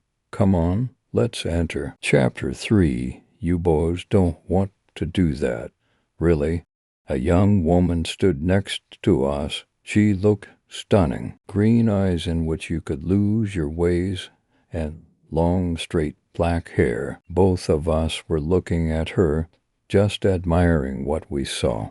Hey, you to have never seen a woman before? We snap out of it, and we only just realized what she had said to us. I'm sorry. What did you say? Why shouldn't we do that? You seem to be the first one who actually is willing to tell us a thing or two about the house. You two are reporters. It's not really smart digging up stuff that's not supposed to be dug up. I'm just saying, why shouldn't you go in? Because if you do go in, you never come back out. Jimmy laughed, but she didn't. She looked dead serious. Come on, we're not kids anymore, and we certainly don't believe in fairy tales either. What's the real reason we can't go in? Did you hide a body in there or something? I replied to her, laughing. Well, look, I'm just warning you. There's something bad going on in that house, and I just hate to see something bad happening to a couple of handsome young fellas like yourselves. Jimmy asked her, Hey, are you single? I cut him off and continued questioning her. So be more specific, please. You say that anyone going in there doesn't come back out. So what does that mean? There's a killer in the house, death traps, gas leakages. Surely, if that was the case, City Hall already would have had this building torn down long ago. I can't tell you because I don't know what is in there. All I know is what I have seen happening. I live in this neighborhood too, you know, and I can always see it happen. People go in, but they never come out. It's an empty building that the government doesn't care about, which makes it ideal for homeless people to sneak in, expecting a comfortable stay. So either there has been a huge hobo party going on in that house for the past 50 years, or every oboe that went in there died or disappeared without a trace. You may guess which option I find more plausible. If that's the case, why haven't you ever called the police about this? You seem to know enough to inform them about it. Buddy, I'm sure you did plenty of research about this place before coming here, and how many people were really interested in sharing information with you. She glanced at us for a moment. We didn't really know what to answer. That's what I thought. So if no one cares, why should the police think any differently? I'm just trying to do you two a favor and save your lives here. I looked at Jimmy and he looked back at me. Her story, crazy as it may have sounded, made some sort of sense. Indeed, nobody wanted to talk about the house, just like she said. Chapter 4. What do you think? We go in anyway, Jimmy was thinking. He looked at the house and back at his camera a couple of times.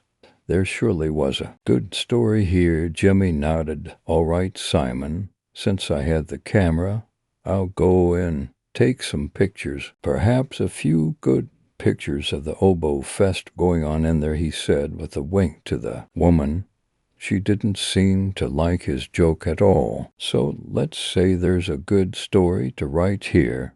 Do you think we could use your knowledge of this house in our article?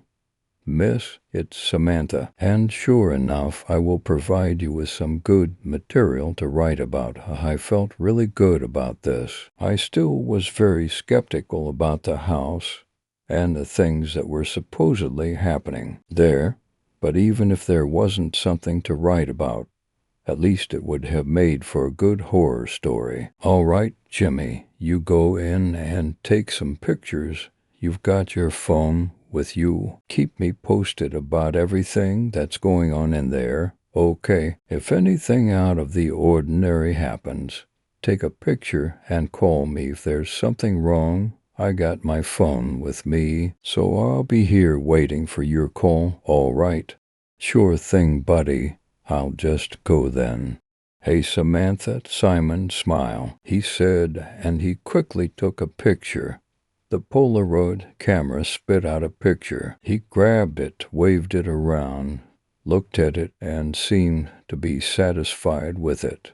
Lovely couple, he said, and he started walking to the door of the building. He opened the door, which, strangely enough, wasn't locked, and closed it behind him. I took my phone out of my bag and switched it on.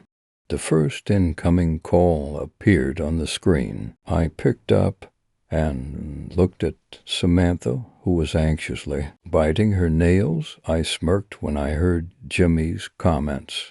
Always the joker, he hung up shortly after to explore some more and to take pictures. A few minutes after he hung up, he called again. I picked up and put it on speakerphone. I listened to what he had to say, and it didn't sound good. He was talking about not feeling too well, being dizzy, and seeing faces. I talked to him, but he kept asking me to respond. Was my microphone broken? No, it was a brand new phone, so it couldn't possibly have been that. I noticed some desperation in his voice, and shortly after that, he hung up. I tried calling him back, but I got a dead tone as soon as I had dialed his number. Only a few minutes later, I got another call from him. I tried to pick up, but the phone didn't let me. No matter how hard I pressed the buttons, the phone stopped ringing after a minute. I looked at Samantha, but she kept staring at the phone. Shortly after that, the phone started vibrating. Chapter 5, it was the recording call voicemail service. Thank God I downloaded this service. It always came in handy if I needed to hear back a conversation. Very useful for a journalist. I opened the service and saw that I had a new voicemail message from Jimmy. It came in shortly after the service recorded my previous conversation with him. I listened to the message. It sounded as if Jimmy had lost his mind. I told you, didn't I? Samantha said, panicky, while pointing at the phone hysterically. This is what happens in that house. I didn't really know what to do. I looked at her, then back at my phone, then back at her. Another voicemail message appeared. I listened to it. Jimmy was screaming for help. In a moment of panic and concern for Jimmy, I dropped the phone and ran to the door of the house. I tried to open it, but it didn't open. It was locked. I started bashing the door, tried kicking it open, but no luck. I ran around the house to see if I could find a window to smash in, but there weren't any on the side or the back. I ran back to my car to pick up the phone I dropped. I wanted to call the police. Samantha was still standing there. She shouted to me, "The police can't come. Your friend is doomed." Well, can't you do something then? You know this house. You should know what to do. Why should I know? I have never been in there. I don't even know what exactly is in that house. I warned you both, but you wouldn't listen, and now your friend is in there. She kept shouting at me. I tried to call the police, but my phone didn't dial. In the meantime, I had received 2 new voicemail messages. Jimmy's messages made less and less sense every minute. What was he talking about? There seemed to be something with him in that house. I listened carefully to the things he said. In the last message he left me, he mumbled, "Where's the door?" I looked up from the phone to look at Samantha and saw her staring at the house. I looked up and understood why she was staring. The door was gone. The windows were gone. There was nothing but bricks and a roof. Samantha was just standing there with her hands in her hair. I looked around and only just noticed at that moment that the busy street turned completely empty. No car or pedestrian to find. I couldn't stay there without doing a thing, so I put my phone in my pocket and started running towards the nearest building to look for help. "Stay there. Keep an eye on the house," I shouted to Samantha. The adjacent building was a big apartment complex. I ran to the front door and started to press every button there was to press. I waited impatiently, then pressed the buttons again. No dice. Nobody seemed to be home. I turned around and brushed through my hair frantically, thinking about what to do. I took the phone out of my pocket again to find yet another voicemail message. I listened to it while running back to the car. Jimmy still wasn't making any sense. Chapter 6. I ran back to the house and to the car. I moved past Samantha, got in my car and dropped my phone on the passenger seat. Think carefully. I laid my head on my arm on the steering wheel, closed my eyes and tried to understand what had happened in that past hour. I knew I couldn't leave Jimmy to die there. That was the only thing I knew for sure. Only a few seconds had passed when I heard my phone ring. I took the phone without looking and tried to pick up. It did this time and I heard Jimmy's voice. However, I didn't really know what I was hearing. I opened my eyes rapidly after hearing what Jimmy had said and I threw open the car door. As I did so, I heard a loud curse and there was something falling on the ground. Surprised, I jumped out of the car. A man laid on the ground, writhing in pain from the slam of my door. The roads and pavements weren't deserted anymore. I gazed around me, and people looked at me as if I was some kind of bully or a madman. I turned around to face the house. Its doors were back, as were its windows. "Hey, are you going to help this man or not?" a woman on the street asked. I looked around, trying to find Samantha in the sudden crowd that had appeared back on the streets, but I didn't see her. I swallowed, turned around and back a few times to look at the house, and without saying anything, in a moment of pure panic and confusion, I got back into my car and drove off, straight back home. After a day at home, I went to the police. They already had been looking for Jimmy because he never returned home that day. I told them I knew where he was and that I would lead them to the house. I was sure about the location, the street, the surroundings. It was all so clear in my memory. However, when we arrived at the place, there was no house. I couldn't understand it. I tried to play the messages that Jimmy had left me to the police, but my phone kept on refusing to function. The police got mad at me for wasting their time. I didn't know what else to tell them. They just wouldn't believe me. For days I waited in my car. I spent hours walking back and forth through the street to see if I could find the house, and I waited for her. I waited for Samantha. She said she lived in the neighborhood, so I started looking for her name on the address plates on the houses of that street. Samantha was the only one who could prove I wasn't going crazy, because she had been there, too. She had seen it all happen, and I knew she could explain everything. I just knew it. But she never showed up. I never found her place either, and I really felt like I was being insane. Out of pure frustration, I threw my phone in my basement, never to look at it again. Over the years, I buried the memories of that day deep down in my mind. I tried to move on, and I succeeded to do so until recently. Chapter 7, I remember it all so well. I guess this really is the reason I don't want to stay here anymore. After 25 years, the past has finally caught up to me.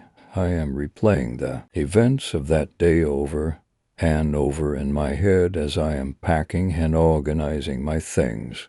It's early in the morning. Yesterday I went to bed early. I spent most of that day cleaning and packing. Today it's time for me to clean out the basement. Christ, what a mess. I flick on the light of the basement and walk down the stairs to look around to see if I already can see some things I want to take with me. There's a lot of junk I haven't touched in years. At the bottom of the stairs, I take a look at the floor, which is scattered with all kinds of objects. I rest my hands on the back of my head, thinking about where to start cleaning. Suddenly the door slams shut on top of the stairs. It scares me. Must have been my cat. I take yet another look around. With a flash, the whole room turns dark and I can't see a thing anymore. Damn it. These old light bulbs are worthless. Slowly my eyes get adjusted to the dark, and I can make out some objects lying around. But I also notice that the room isn't completely dark. I can see a very small ray of light shining through the pile of junk along with a muffled ringing sound. I wonder what it is. I try and find my way towards it, stumbling over all the stuff I collected over the years. I trip over an empty bottle and land right in front of the illuminating object. I pull it towards me and notice that it's a phone. Not just a phone. It's the phone I had with me 25 years ago. After all those years, it can't still be working. I look at the screen and I see that the recording call voicemail service still running. My curiosity tempts me. That entire day has been engraved in the deepest part of my memory for 25 years, and the past few months I wondered if it actually had happened or if it has just been my mind playing tricks on me. I play the recorded conversations and voicemail messages just to find out. Chapter 8. Recording call voicemail service current user. Simon last login. The 14th of November 2012 received calls. 9 missed calls. 6 voicemail messages left. 6 old voicemail messages. 5 new voicemail messages. 1 from Jimmy dated the 14th of November 2012 picked up. Yes call duration 20 seconds. It's been 1 minute since I entered the house. A challenge is laid upon me. I can make it. I know I can. Haha. Hey Simon, my mouth feels dry. Did you bring some water? I forgot to take some with me. Hang on. Let me go find a water tap real quick. I'll call you in a minute. Asterisk, asterisk, asterisk, asterisk, asterisk, asterisk. From Jimmy, dated the 14th of November 2012, picked up. TS call duration 52 seconds. Hey, it's me again. Listen, I feel a bit weird. My thirst isn't really gone, if it's even thirst that I feel. Simon, my mind is getting a bit blurry. I'm starting to see faces on the wall. No, not faces, a face, a beautiful one. I try to touch it, but as I get closer it starts fading away. Simon, say something. Simon, why aren't you responding? Hello? Asterisk, asterisk, asterisk, asterisk, asterisk, asterisk. From Jimmy, dated the 14th of November 2012, picked up. No voicemail message left. Message duration 30 seconds. What in God's name is happening to me? I feel like I'm losing my mind, man. The room gets darker by the minute, yet outside it's as bright as can be. I can't see you guys through the window. Are you still there? Why aren't you talking to me? Simon, pick up the goddamn phone. Asterisk, asterisk, asterisk, asterisk, asterisk, asterisk. From Jimmy, dated the 14th of November 2012, picked up. No voicemail message left. Message duration 25 seconds. I'm not sure if I can take this anymore. The face won't disappear. Simon, I'm begging you, help me. The room is spinning. Man, I feel like it is. Stop whispering to me. Just go away. Asterisk, asterisk, asterisk, asterisk, asterisk, asterisk. From Jimmy, dated the 14th of November 2012, picked up. No voicemail message left. Message duration 1 minute 51 seconds. Simon, dude, tick up. Listen, I just looked into a mirror and looked into my eyes. Those aren't my eyes. She stole my eyes. She stole my fucking eyes. I got her eyes, beautiful eyes. I just smacked myself onto the head to wake myself up from this nightmare, but it doesn't work. I don't want to get up. Simon, she doesn't listen. Stop talking to me. I'm scared, petrified. What was a beautiful face before just turned into a black cloud of darkness and pain. I don't know what to do. Why won't you pick up? Asterisk, asterisk, asterisk, asterisk, asterisk, asterisk. From Jimmy, dated the 14th of November 2012, picked up. No voicemail message left. Message duration 1 minute 14 seconds. She isn't real. I keep telling myself. What? Simon, pick up the phone, for crying out loud. Where are you? She's screaming now. It hurts my ears. Seriously. Every time I close my eyes, her face is there. Every time I open my eyes to escape, she's there. I can't get away. She's everywhere. Where's the door? Asterisk, asterisk, asterisk, asterisk, asterisk, asterisk. From Jimmy, dated the 14th of November 2012, picked up. No voicemail message left. Message duration 20 seconds. Always looking. Always there. That's what they said. That's what I said. Ha ha ha. Always out. She's gone. I can feel it. She left. Simon, are you there? She's gone. Asterisk, asterisk, asterisk, asterisk, asterisk, asterisk. From Jimmy, dated the 14th of November 2012, picked up.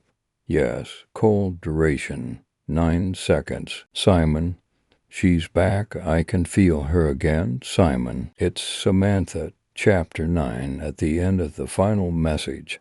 I really don't know what to think. I'm just sitting here with the phone in my hand, my other hand covering my mouth. I know I wasn't crazy. All of a sudden the phone starts vibrating. I let it drop out of my hand and stumble backwards. Curious yet frightened, I pick up the phone again to check out why it vibrated. New missed call. New voicemail message. Hesitantly, I click the play button and put the phone to my ear. My heart skips a beat when I hear the voice of the person through the speaker. As I reach the end of the message, I hear the basement door getting locked from above. I quickly run back up the stairs. At the top of the stairs, I try pushing the door open, but it's stuck. I only just notice now that there's an item pinned on the door.